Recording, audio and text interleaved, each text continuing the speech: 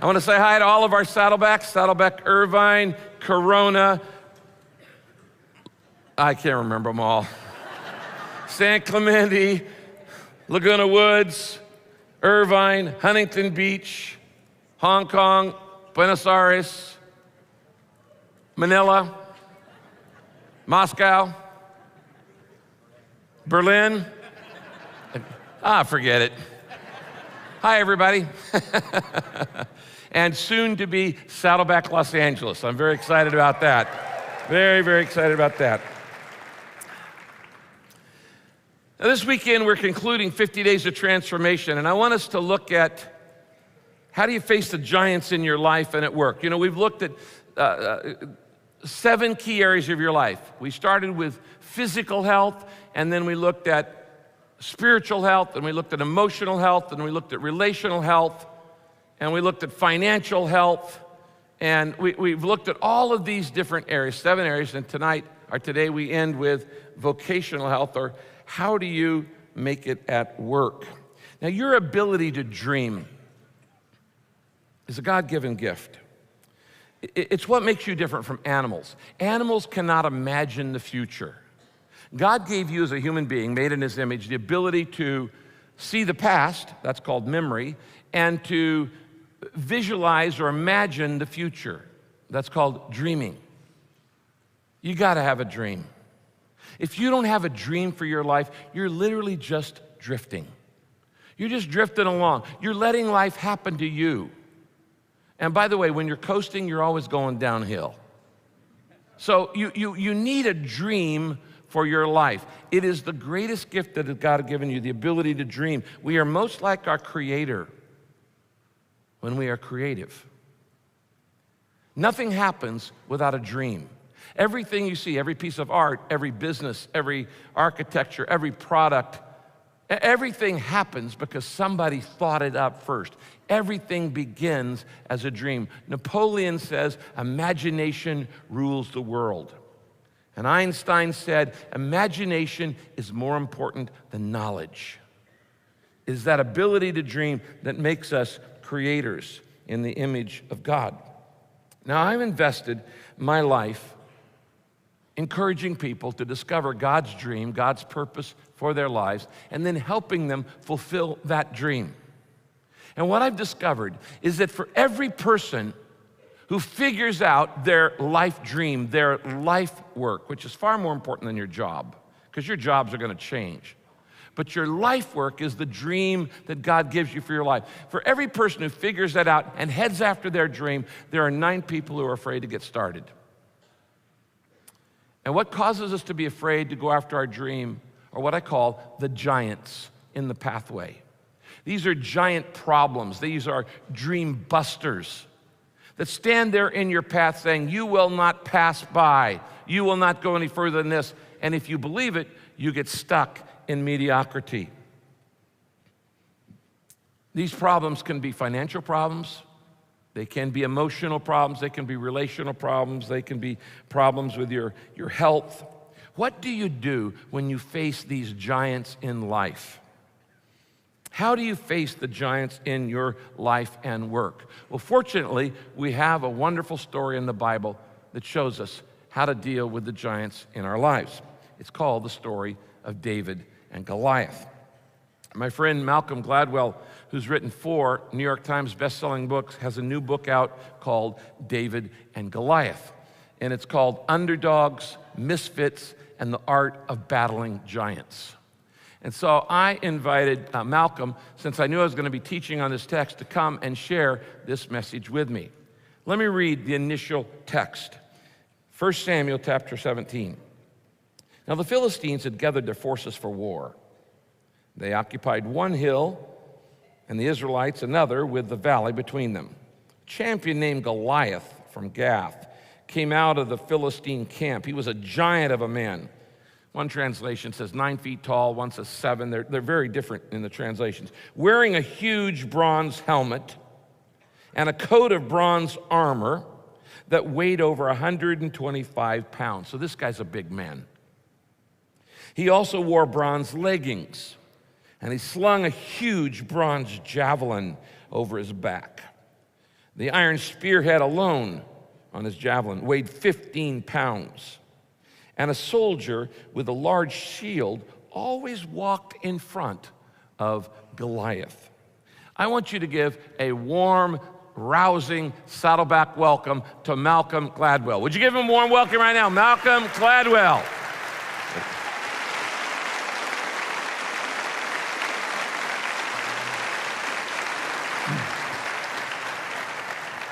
Thank you. It's an incredible honor to be asked to come and participate in the service today. Before I started, I had a little bit of a moral dilemma on my way in. I was looking to park, and I was going to cheat a bit and try and get closer to the church, so I pulled into one of the reserved lots and one of the spaces said, reserved for weekend pastor. And I thought, technically, I'm not a pastor, but it is the weekend. And I will be standing up here and preaching. So I parked. So just wanted to get that out of the way, off my chest.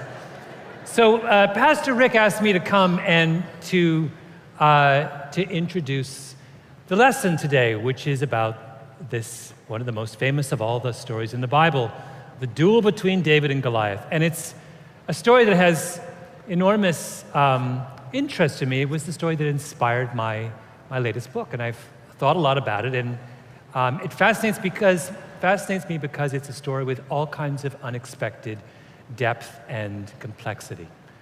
So many of you know the basic outlines of the story, which is that there is this duel 3,000 years ago in Palestine.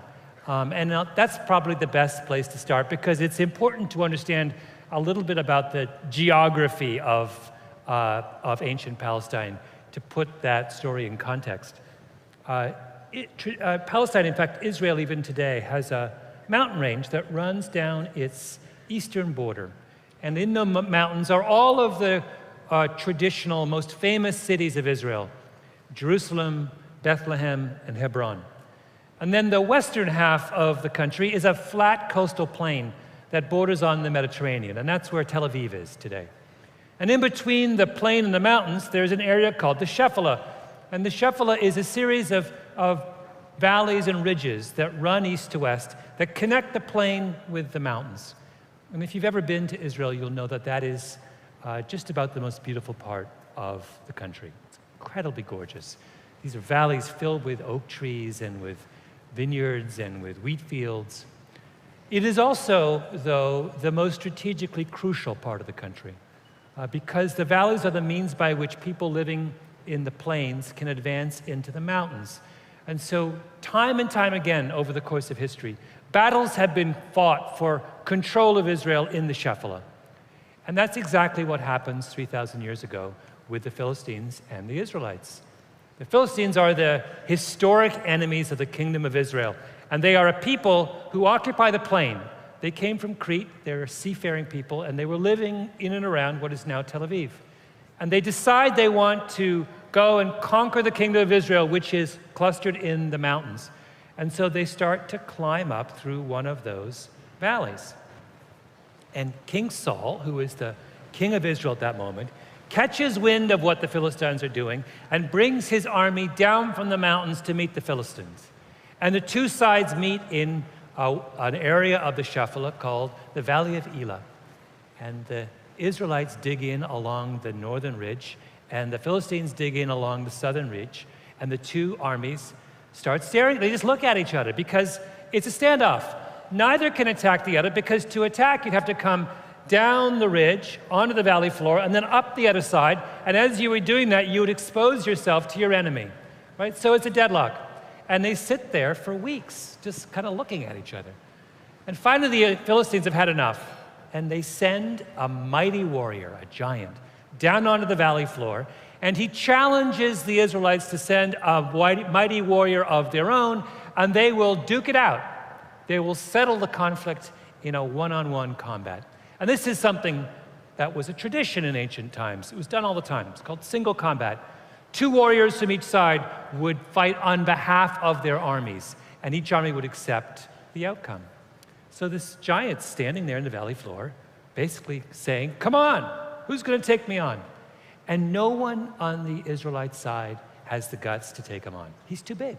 He's ferocious. He's got outfitted top to bottom in all kinds of, you heard the account of all of the incredible armor he's got. He's 7 foot tall, or maybe even more than that. I mean, he's really a terrifying figure.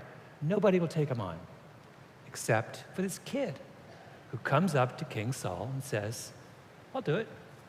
And Saul looks at him and says, you're insane. You're a child. You can't take on a 7-foot warrior. And the kid says, well, actually, I'm not a kid. I'm a shepherd. I've done some time out there in the fields. I've killed some lions in my day. I'm not pathetic. Saul's like, no, you're not going. And the kid says, well, no, actually, I really want to do it. And Saul realizes that he doesn't have a choice because no one else is volunteering, right? This is all he has. So he's like, all right. And he tries to give the kid his armor. He says, look, take this, so at least you've got some preparation for going up against the giant. And the kid says, no, not doing it. Instead, what he does is he reaches down and he picks up a couple of stones from the ground. He puts them in his pouch and he marches down the side of the hill with a shepherd's staff and this little bag of rocks. Right? And the giant is looking at him and says, come to me so I might feed your flesh to the birds of the air and the beasts of the field. Meaning he's like, come on over, I'm gonna chew you up, right? And the boy gets closer and the giant sees that doesn't have a sword and a shield. All he has is this shepherd's staff and this little bag, and the giant's insulted. He's the biggest warrior in all of ancient Palestine, and here they've sent a kid up against him. And he says, am I a dog that you should come to me with sticks, right? Referring to the staff. And the kid gets even closer, and the kid says, no, I come to you in the name of the Lord God Almighty. And he reaches into his bag, and he takes out one of those rocks, and he puts it into his sling, and he whirls it around, and the rock goes forward, and it hits the giant right here between the eyes, and the giant falls over, and the boy runs up to him and grabs his sword and chops off his head, and Israel wins the day, and the Philistines turn around, and they go running all the way back to the coastal plain, right? That is the story of David and Goliath. The kid is David and the giant is Goliath, and we've all heard that story 1,000 times. And the reason I got really interested in it when I was writing my book is that the closer I looked at the story, the more I realized that I and many of us had fundamentally misinterpreted what it meant. So we use that story as a kind of metaphor for stories about improbable victories, right? The overwhelming favorite goes up against the 1 in a million long shot, and the 1 in a million long shot wins the day. Now, why do we call David a 1 in a million long shot? Well, one reason is that he's a kid. He's a shepherd, and he's up against an experienced warrior. Second reason is he's normal-sized, probably my size, skinny and tiny and sort of very unassuming. And he's up against a guy who's 7 foot at least, right? But the biggest reason we think of David as being this improbable long shot is that Goliath is decked out in head-to-toe armor and has got every weapon known to ancient warriors in his hands, and all David has is a sling. Well, that's a good place to start, because I think that's where we go wrong. Let's start with that phrase, all David has is a sling. Ancient armies had 3 kinds of warriors. They had people who rode in chariots, cavalry, right? People on horseback and in chariots. They had heavy infantry, which is foot soldiers wearing armor, full body armor, and carrying swords and shields. And they had artillery. And artillery was made up of people with bows and arrows and slingers. Slingers were trained artillery who used a sling. And a sling was a leather pouch which had 2 long ropes attached to it. And you would put a rock in the middle of the pouch, and you would whirl it around like this and let one of the ropes go, and so the rock would be propelled forward. Right? Very often when people tell the story of David and Goliath, they make it sound like David had a slingshot, right? Like it's some kind of child's toy. Slingshots are not deadly weapons. If they were, most parents would be dead by now. David did not have a slingshot. He had a sling, and a sling is a very, very different and far more lethal weapon. We have people who've studied slings, and there are, as is the case with most interesting things in the world, a group of sling nerds out there who have done all of the calculations. We know that an experienced slinger would rotate that sling 6 or 7 times a second, which means if you do the math, that the rock would be traveling at 35 meters per second. So if Goliath is 100 feet from David, the rock will reach Goliath in less than a second. Right? Goliath barely knows what's happening, and boom, it's hitting him in the middle of the head. Now, the second interesting thing is that the rock that David used was probably what's called barium sulfate, which is common in the Valley of Elah. And it's a very heavy rock. And if you do the math on the ballistics of that rock had a stopping power equal to a bullet from a .45 caliber handgun, right? This is a serious weapon. Now, what about accuracy? Well, we know from other discussions of slingers in the Bible, and also from discussions in medieval warfare, that experienced slingers, and David was an experienced slinger, were incredibly accurate. They could hit birds in flight with their sling. Right? So there is no question that what David has is a weapon that is entirely capable of taking out Goliath. In fact, in ancient warfare, slingers were routinely used to match up against heavy infantry. That's what you rolled out when you were faced with a bunch of people who were dressed head to toe in armor with swords and shields. So there's Goliath. He's heavy infantry. And what he expects is he's going to have a battle with another heavy infantryman. Then when he says, come to me that I might feed your flesh to the birds of the air and the beasts of the field, the key phrase is come to me, meaning come right here because we're going to have hand-to-hand combat. But David's not an idiot. He's not going to go in hand-to-hand combat with a guy who's twice his size. He's going to use the weapon that he spent his career as a shepherd training with, which is a sling. So here we have a guy who has changed the rules of combat without telling his opponent, has superior technology, and is filled with the Spirit of the Lord, right? And yet we insist on calling him an underdog. Why? Isn't he the favorite? You've got superior technology, and you've changed the rules without telling your opponent, and you have God in your heart. That doesn't make you the favorite? Second interesting thing about that story. It's not just the case that we seem to have radically underestimated David's power. It's also that we've misunderstood Goliath.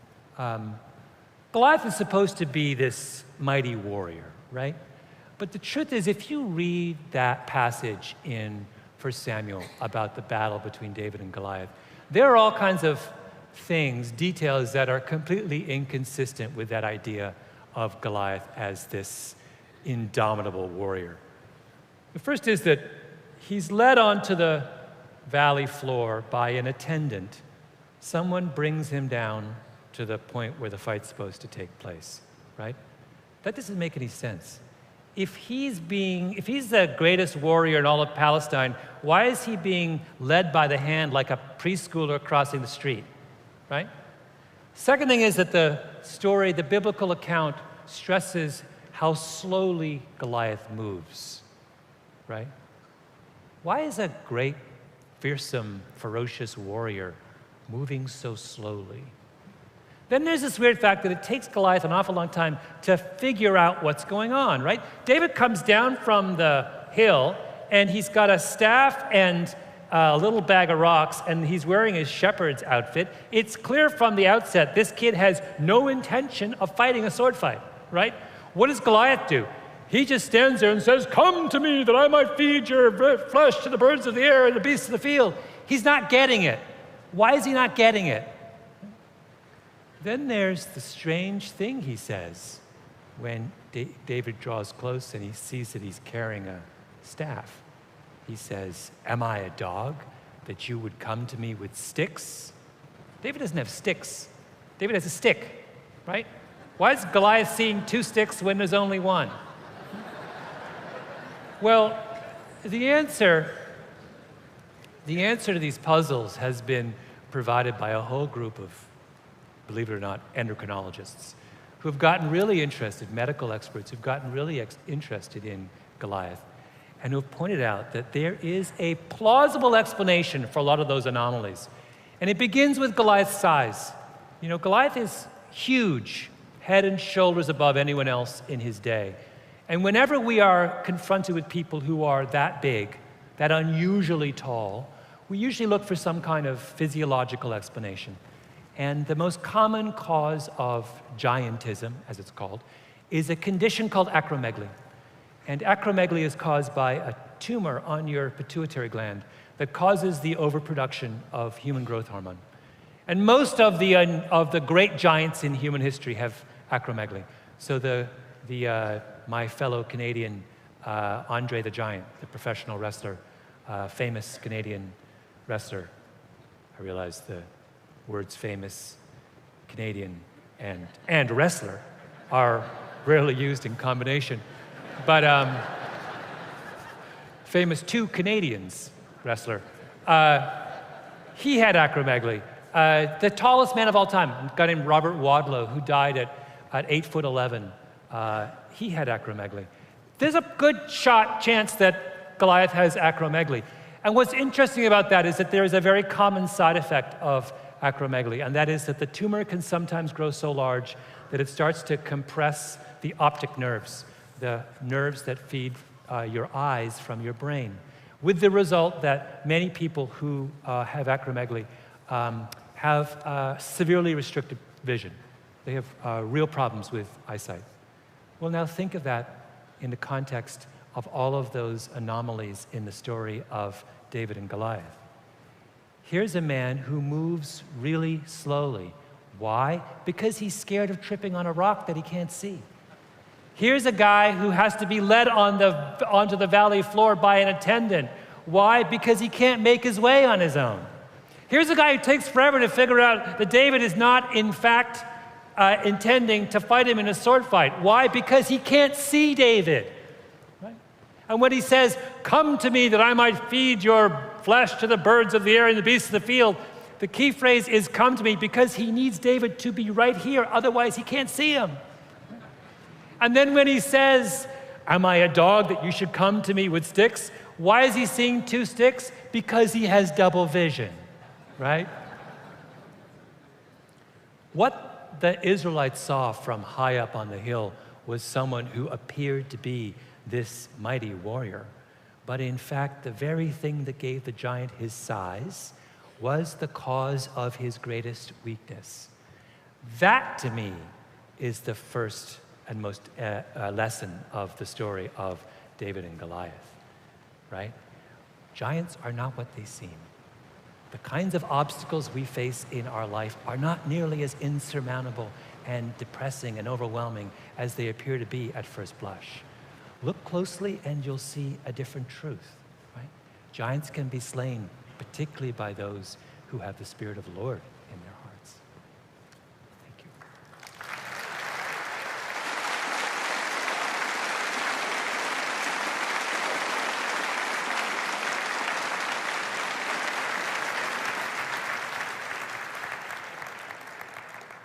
Now, it's unlikely that you're ever going to have to face a physical giant like David did.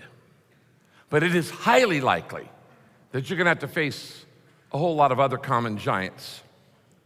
These giants of financial problems, relational problems, marriage problems, work problems, problems that keep you from going after your dream. And in this story, 1 Samuel 17, David actually had to fight 4 other giants before he gets to Goliath. They weren't physical giants, but they were giants in here, in his mind. you are far more likely to have to face those giants than a Goliath. But they can be just as big and just as intimidating and can keep you from becoming who God wants you to be and fulfilling the dream that God has put in your heart. Let me give you a little background. The chapter before this chapter in the Bible, chapter 16, here's an interesting story. A man named Samuel, this book is called 1 Samuel because it's named after the chief religious leader that day. Samuel was the prophet of Israel in that day. And in 1 Samuel 16, God says to Samuel, I want you to go to the town of Bethlehem, and I want you to find a guy named Jesse. And you're going to anoint Jesse's son as the next king of Israel. Now, the existing king was still alive, very much alive, Saul, but God had already decided Saul's days were over. So this is a secret plan. And God just tells Samuel, you're going to go anoint the next king of Israel. So Samuel goes to Jerusalem. He finds this guy named Jesse. He says, do you have a son? Jesse says, not only do I have a son, I've got 8. And so Samuel goes, well, then I'm going to have to look at them all. So Jesse brings his 7 oldest sons to parade them before the prophet to see which one's going to become the king of Israel. And he shows him the oldest son, and Samuel goes, not the guy. Next. He shows him the second oldest, says, not the guy. Next. He shows him his 3rd oldest son, not the guy. Next. He's going, no, pass, no, 5, 6, 7. And none of the guys are it. Samuel goes, you got any other kids? Jesse goes, oh yeah, there's one more, the youngest, the runt, little David. But he's like a pipsqueak, and I didn't even mind bringing him in. He's out tending the sheep. He said, bring him in. He brings in the youngest. Samuel takes one, looks at him, says, that's the guy. And he anoints him as king of Israel. Now, you know what happens after this? Nothing. Nothing happens. Jesse says to his youngest kid, okay, now get back out there and start tending the sheep. Nothing at all changes in David's life. He has been given the dream. He's been told, you're the next king of Israel, but get back out there and tend the sheep. And there is actually quite a long delay between when David is anointed as king and he actually sees the fulfillment of his dream years later. There's a big delay. And I would say that this is exactly what happens in your life. And the first giant in facing your dream, you might want to write this down, is delay. The no dream is fulfilled instantly. God gives you the dream on one day, and he doesn't fulfill it the next day. No, it's years later that you see the fulfillment of your life dream. There is always a time delay. There is always a time lapse. There is always a waiting period. And in David's case, his dad holds him back from the dream. In David's case, his dad held him back and said, David, you need to get back out there and start tending sheep. He didn't think David was old enough or experienced enough to be the king of Israel. And in verse 12 to 15, it says this. Now, David was the youngest of Jesse's 8 sons, and his 3 older brothers enlisted in Saul's army. But David was held back, circle that, held back to care for the sheep in Bethlehem. The first barrier of your dream is this. There are going to be people who hold you back. There are going to be people in your life who hold you back from the dream that God has given you. Some of you know what I'm talking about. You have been held back from what you want to do with your life because of your age. Some of you have been held back because of what you want to do with your life and what the dream God's given you because of your race. Some of you have been held back because of your gender. Some of you have been held back because you weren't pretty enough or handsome enough or smart enough or whatever enough. Discrimination in any form is a barrier that you have to break through. And there will be people who want to hold you back. Now, here's the sad part. Sometimes the people who hold you back the most are those who love you the most. In this case, it's David's dad. His dad isn't going, go for it, my son's going to be the king of Israel. He said, no, get back out there and tend the sheep. Because Jesse would just as soon not have his son be the king of Israel. He'd lose a worker.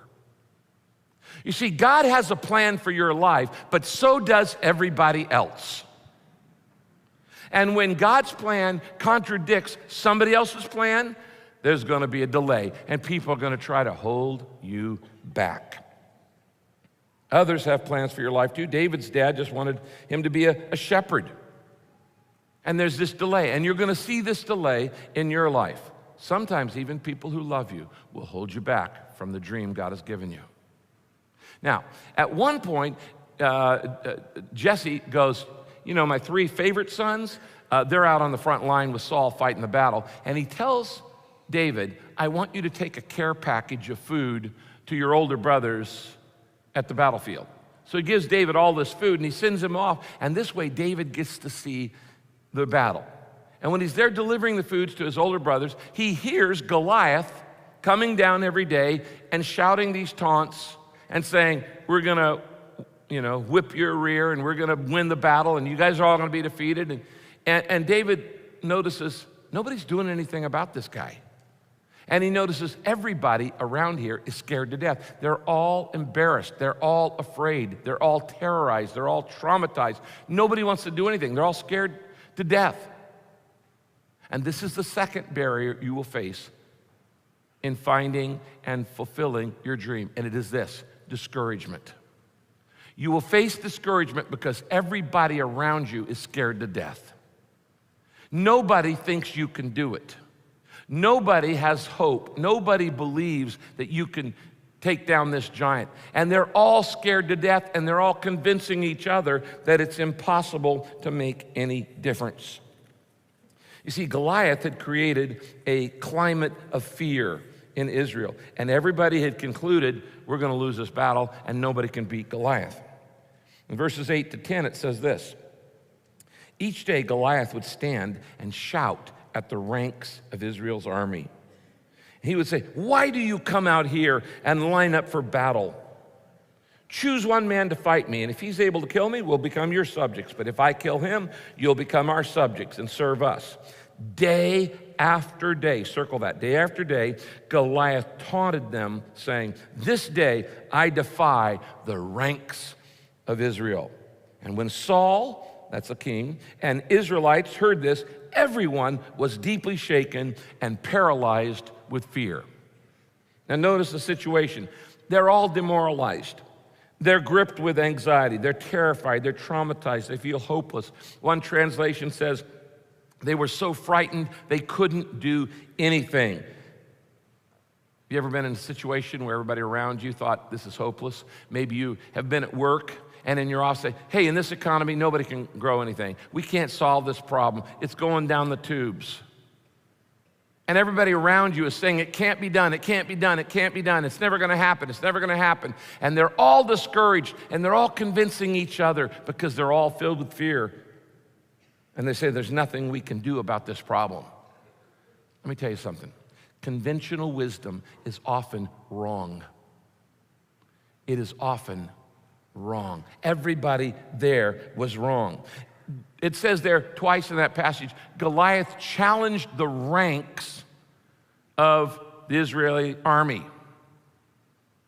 Sometimes the solution has to come outside the rank and file. What you need is a little kid from a village to come in and go, we can do this. What you need is a fresh set of eyes, because the professionals were wrong.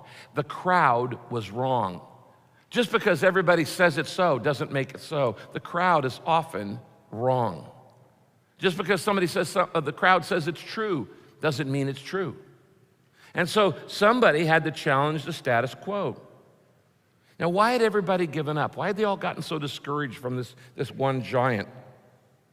And the answer is they were listening to the wrong voice. They were listening to this guy every single day. Look at the next verse, verse 16. For 40 days, twice a day, morning and evening, the Philistine giant loudly berated the Israelite army. Well, it's no wonder. They got discouraged. They're listening to this guy day after day after day after day. Question, who are you listening to? Who are you listening to who says it can't be done? Who is poo-pooing your dream, putting down your dream, saying it won't ever happen, forget it? Who is telling you that you're not the person to do it? You know, if you listen to negative people long enough, you know what happens? You get negative because it's highly contagious. Maybe one of the best things you should do is stop listening to talk radio. Because it is negative, negative, negative, negative, negative. And you know what? If you listen to it negative, you know what you're going to become? A negative, bitter person. And if you listen to people who are against every day of your life, guess what? You end up being against everything. Negativity is contagious, and so is fear, and so is discouragement. And if you listen to somebody who said, America's going to hell in a handbasket day after day after day, pretty soon you start acting like it. And you believing it. Now, sometimes you just need a fresh voice. You need a kid from the village with fresh eyes go, this guy's nothing. We can take him down. It's a slam dunk. Look in the next verse, verses 23 and 24. As David talked with his brothers on the front line, he saw Goliath start shouting his usual threats to Israel's army. And when the army heard Goliath, they all ran away in terror. They all ran away. Let me give you some advice. Don't hang out with fearful people. Don't hang out with fearful people. Because if you do, you will become fearful. If you hang out with cowards, you become a coward. You hang out with bitter people, you become bitter. You hang out with angry people, you become angry. You hang out with negative people, you become negative. It's highly contagious. The first barrier to your dream is delay. Somebody's trying to hold you back. But the second barrier to your dream, the second dream buster, is discouragement, because everybody around you is telling you that life sucks and it can't be done. And they're wrong. They're wrong. Now there's a third dream buster, and I call it the giant of disapproval. And David had to handle this one, is he had to be willing to face the disapproval of people around him in order to go after his dream, and you will too. Now here's the problem. The reason why most people don't ever go after their dream is they are afraid of disapproval. They are afraid of rejection. In this case, David's own brother questioned his motives. David's own brother questioned his motives and disapproved of David even going after the giant. We want everybody to like us. I mean, we really do. We want everybody to approve of everything we do. But if you go after God's dream for your life, I'm guaranteeing you this. There will be naysayers. There will be critics. There will be misunderstanding. There will be attacks. There will be people who are judging you for what you do because they don't get it. And that is the disapproval giant. In this case, David's own brother questions David's motivation, and he treats his younger brother with disdain and disgust, and he demeans him, and he disregards him, and he belittles him. In verse 28 and 29, notice this conversation between the older brother and the younger brother. And David's there on the front line, and he asks the soldiers, what's the reward for killing this Philistine and ending this disgraceful abuse? He said, what's the reward? Now, when David's older brother heard David and even asked this question, he burned with anger at David. And he said, now listen to this conversation and see if you can identify with it. David's older brother says, why are you here anyway? Why aren't you taking care of your scrawny little flock of sheep? You cocky little brat. I know how conceited you are. And David, the younger brother, goes, now what have I done? Can I even ask a question? Do any of you vaguely relate to this conversation? Yeah, it's called sibling rivalry. And it's happened in every single family. Because the older brother and the younger brother, the people closest to you can't see what you see. They can't imagine you accomplishing something that they've never imagined themselves. They think they know who you are, but they don't know you like God knows you. And so they come out with this demeaning, demoralizing disapproval. You hear the family dynamics going on here. The sad truth is this: sometimes it is your own family that doesn't want you to accomplish God's dream. It may be envy, it may be jealousy, it may be they think they know you better than you do and they know your weaknesses, but they don't know God's strength. It may be that they would be embarrassed. It may be that they would resent you being successful and it would make them look bad. I don't know really what it is, but sibling rivalry often leads to resentment. Did you know that even Jesus had to deal with this? You know, Jesus was born of a virgin. Mary and Joseph hadn't had sex because God was the father of Jesus.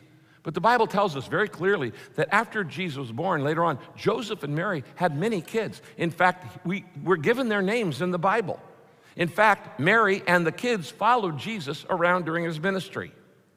Now, what is interesting is that none of Jesus' half-brothers or sisters accepted him as Lord and Savior until after the resurrection. And then they all became believers. Because when your brothers died on the cross, and then 3 days later he's walking around talking to you, that would make me a believer. Okay.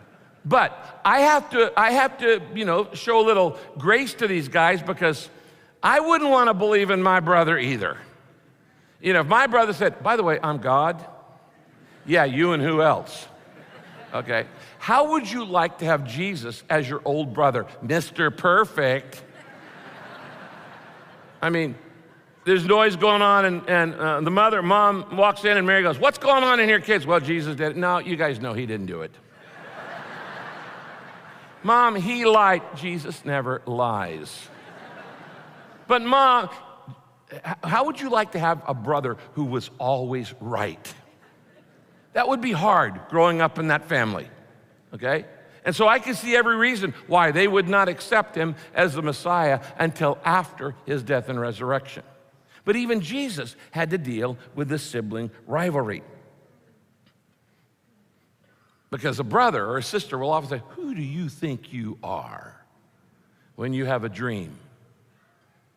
I'll never forget when this church many years ago bought this piece of land, 120 acres.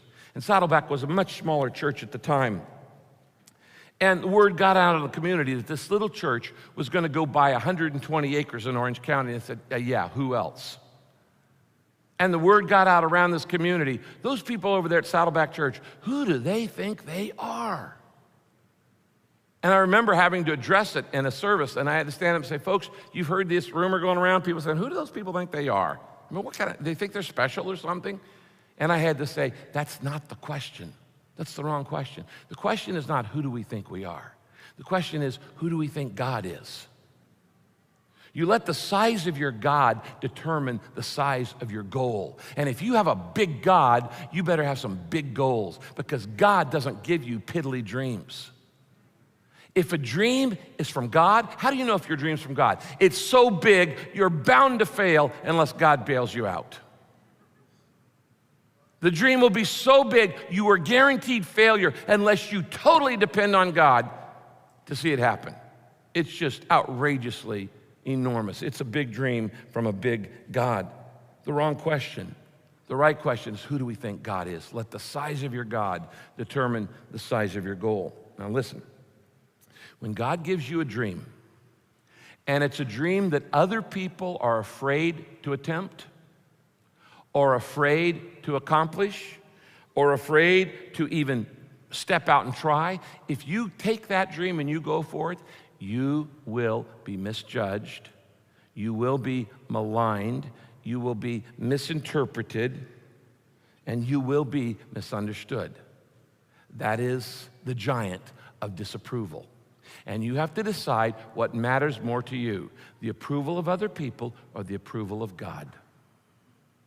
I decided a long time ago that the approval of God is more important to me than the approval of other people. And it's not my job, it's none of my business what you think of me. It is my business what God thinks of me. And that's the issue of disappointment. Now, there's one other dream buster. Oh, by the way, David did find out what the reward would be. Did you know what the reward would be for killing Goliath? It was 3 things. Number 1, the king would give you great wealth. Number 2, you got to marry the king's daughter.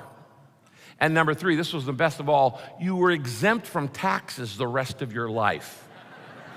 Hello, shoot, I would have gone after, Goliath for that one. No taxes for the rest of my life?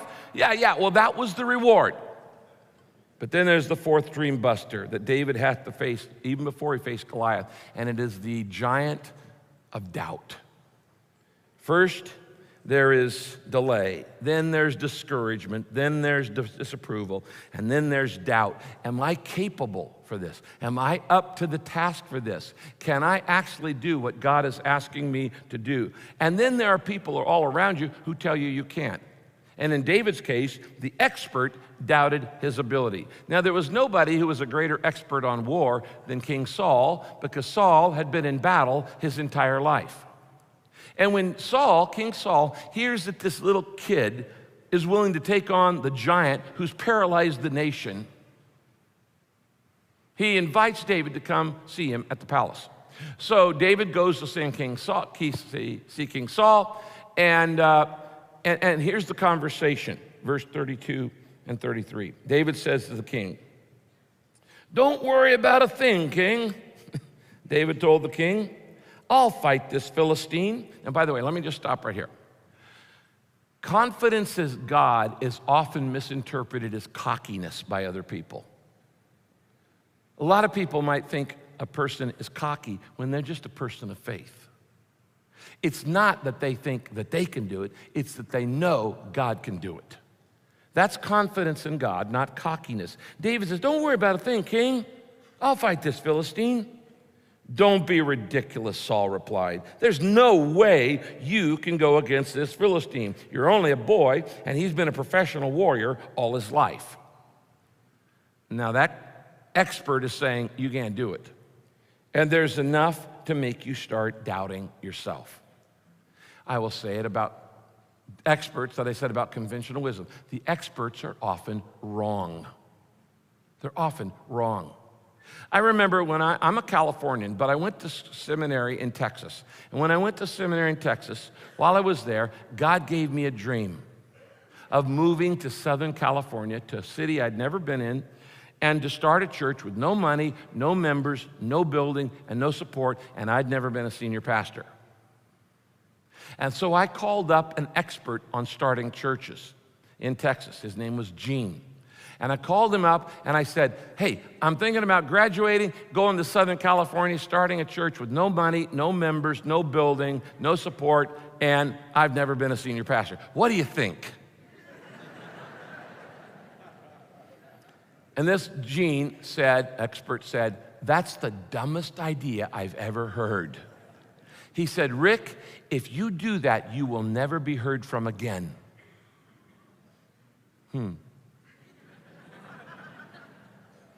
20 years later, he called me back. He said, "That was the dumbest advice I ever gave in my life.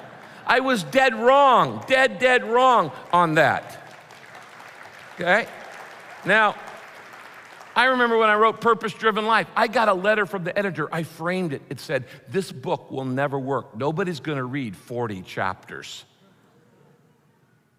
The experts are often very wrong. Very, very wrong. So, there's this doubt that comes. Now, how do you defeat these giants that are keeping you from being the man God wants you to be? How do you defeat these fears that are keeping you from being the woman God wants you to be? To be a person of great faith with a great dream and a great life work. How do you overcome those giants? You do the very things that David did. Quickly, let me just give them to you. The 4 things that David did to defeat these giants before he gets to Goliath. Number 1, I remember how God has helped me in the past.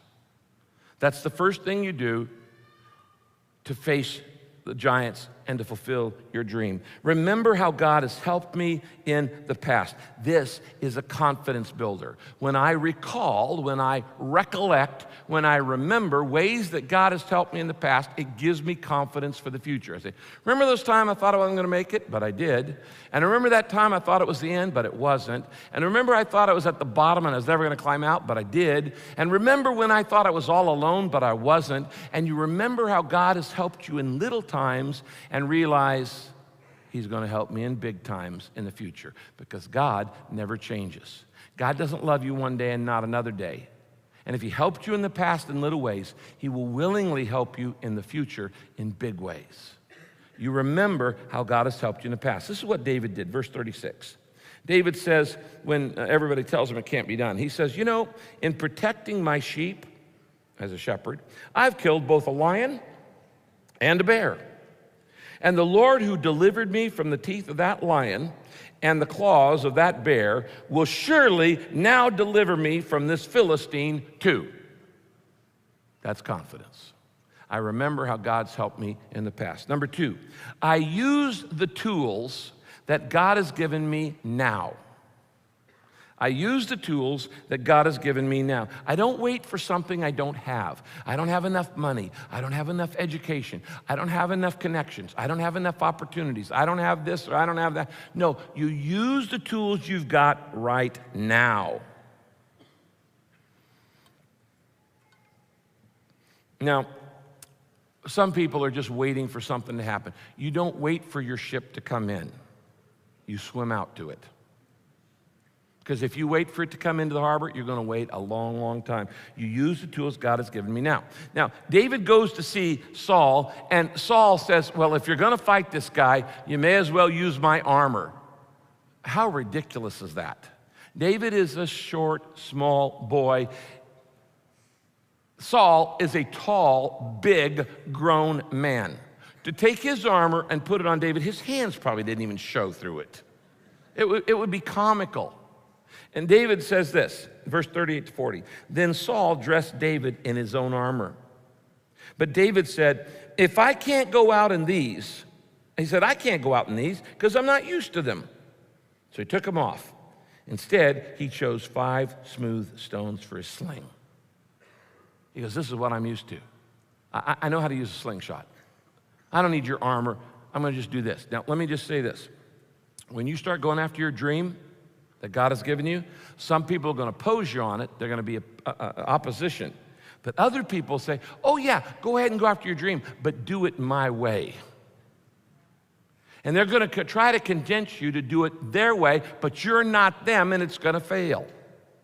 I see this Saul's armor syndrome in businesses everywhere. Well, they're doing it that way, so we should do it that way. Well, not necessarily.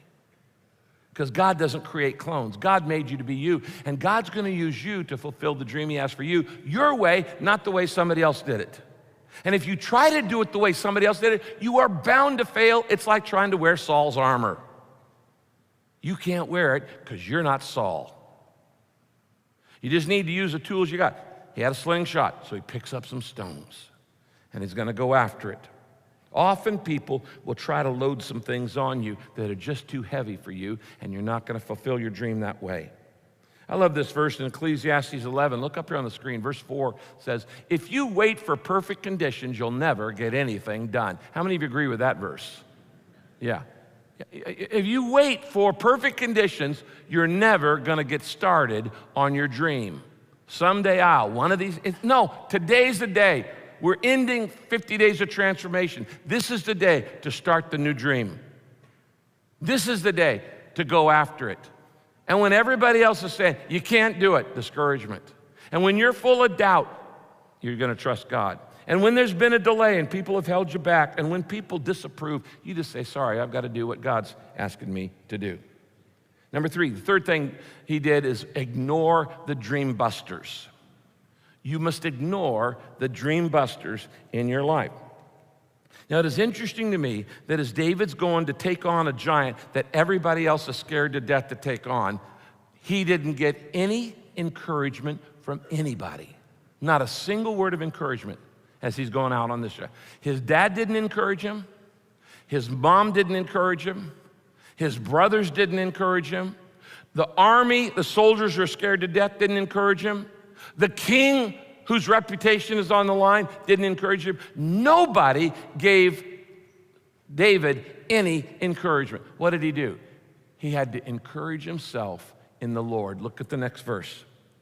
1 Samuel 30, verse 6. When others were speaking against him, David, read it with me, encouraged himself in the Lord. Circle in the Lord. Do you do that? Do you encourage yourself in the Lord? Now, this is so important. If you're going to go after your dream, you're going to have to learn how to encourage yourself, because sometimes nobody else is going to encourage you. And you're going to have to encourage yourself in the Lord. Now, this is very, very different from simply having a positive mental attitude. No, this is far more deep. When you encourage yourself in the Lord, there is a bedrock trust in God's faith, God's grace, God's provision, God's security, God's kindness, God's power. You're trusting in God. It's not just a positive mental attitude. Now, I'm not against positive thinking. I mean, considering the alternative, I think you ought to be a positive thinker, because the alternative is negative thinking, and that's worse. So between negative and positive thinking, you ought to be a positive thinker. But friends, there are some problems in your life that are so significant and some giants so big, all the positive thinking in the world isn't going to make a difference at all. The sun will come out tomorrow, have a nice day, is just pretty shallow when you're facing the deepest, darkest problems of life. When you've had a son who struggled with mental illness for 27 years, all the positive thinking in the world is worthless. Well, just feel better. Put a smile on your face. Think good thoughts. Believe, have fun. No, you need something far deeper than that. In the deepest, darkest days of life, you need a bedrock trust in God's grace, in God's love, in God's power, in God's sovereignty, in God's plan. And you have to encourage yourself in the Lord, because nobody else can give you that encouragement.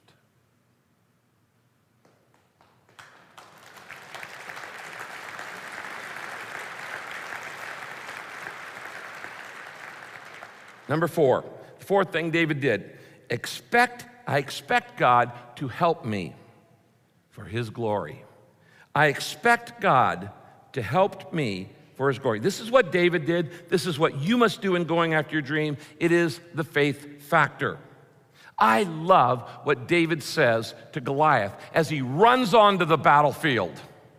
David runs onto the battlefield shouting, and he says this, David shouted to Goliath, "You come at me with sword and with spear and with javelin, but I come to you in the name of the Lord Almighty. And today the Lord will conquer you." Not me, the Lord will conquer you. And the whole world will know that there is a God. And everyone will know that the Lord doesn't need weapons to rescue his people. It is his battle, not ours. Are you fighting God's battle, and that's why you're tired? It is his battle, not ours. And the Lord will give you to us. What are you expecting God to do in your life? Without even knowing you, I can tell you this, God is doing exactly what you expect him to do. No more and no less. Because every time God moves out of heaven and moves on earth and does a miracle, it's because somebody believed. The Bible says, according to your faith, it will be done unto you. The Bible says the just shall live by faith. The Bible says without faith, it is impossible to please God. The Bible says whatever is not of faith is sin. According to your faith, it will be done to you. You get to choose how much God does in your life. It's based on how much you choose to trust him. I don't have to be the smartest person in life. I don't have to be the best looking person in life. I don't have to be the wealthiest person in life. I have a choice to trust God. And you do too. Whatever is not of faith is sin. He said, I expect God to help me for his glory. I made this decision when I was a young man. And in the mountains of Northern California, one night I got down on my knees And as a young man, I said, God, I'm not the smartest guy. I'm not the most educated, and I'm not the best looking, and I'm not the most talented. But God, by your grace, I'm going to trust you. And I don't have to know or understand why you tell me to do what you want me to do, but I will do anything, anytime, anywhere, in faith, even when it doesn't make sense to me. And what an adventure my life has been. I would have never imagined as a teenager that one day I would stand and speak to a crowd like this, much less to all of our campuses around the world. Because this group right here is about 5 times bigger than the town I grew up in. I'm a country boy with a slingshot. And God says, I will use anybody who will trust me and say, I expect God to use me, not because of who I am, but for his glory, that God knows and the world knows that there is a God. I'll never forget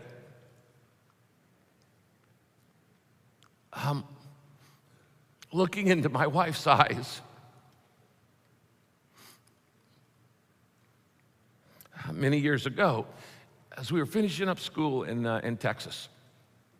And I said, okay, I think God has given me a dream, and it is to be a pastor. And I think we're supposed to go to Southern California, to a place we've never been, and start a church with no money, no members, no building, no support. And I've never been a senior pastor.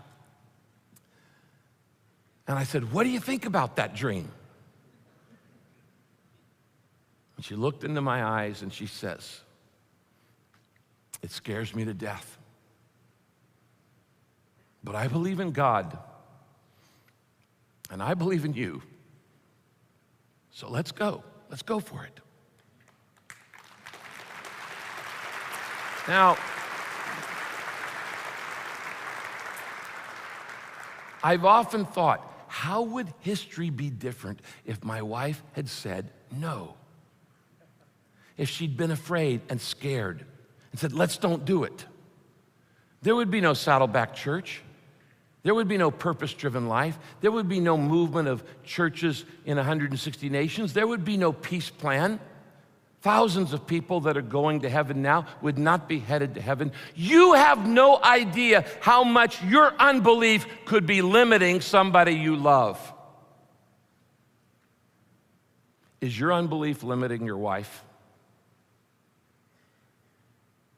Is your unbelief limiting your husband? Is your unbelief limiting your child? Don't be Jesse. Don't hold them back when God has a great dream for their life. It's not your dream for them. It's God's dream for them. And you need to say, I'm not going to let anybody else's unbelief hold me back, and I'm not going to let my unbelief hold anybody else back. Let's bow for prayer.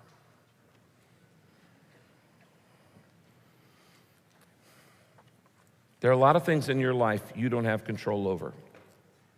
You didn't choose your natural talent. You didn't choose when you would be born, where you would be born. You didn't choose your race. You didn't choose your gender. You didn't choose your talent.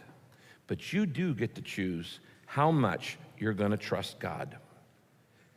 And it is that faith factor that will defeat the giants of delay and discouragement and disapproval and doubt. And if you will say yes to God, He will take you on the adventure of your life. It doesn't really matter what's happened in your life. If you say, I want the rest of my life, no matter how many years I've got, to be God's, 100%. I want you to pray this prayer. Dear God, you have helped me many times in the past. You've helped me through things I thought I'd never get out of, but you did help me. And if you've helped me in the past, I know you're going to help me in the future. Help me to remember that and draw my confidence from that. Even when people discourage me or disapprove of me, or even when people misunderstand me.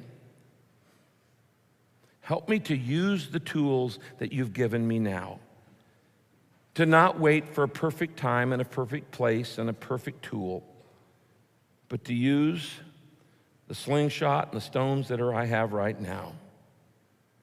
Help me not to wear somebody else's armor, but to just go in your strength. And Lord, help me to ignore the dream busters. And help me to start every day with a time alone with you so that I will encourage myself in the Lord. That I don't need the encouragement of other people because I'm encouraging myself in the Lord and spending time with you. Help me to expect you to help me, not for my glory, but for yours, that the whole world will know that there is a God, and that everyone will know that the Lord doesn't need weapons to rescue his people. Lord, I've been tired because I've been trying to fight battles as if they're mine. It's your battle. I want to relax and trust you to give me the victory. Jesus Christ, I invite you into every room in my life. The living room, the bedroom, the bathroom, the kitchen. I want you to run every area of my life. I want you to be the manager and the Lord from this day forward. And I thank you in advance that the giants will fall and the dream will come true. And I pray this in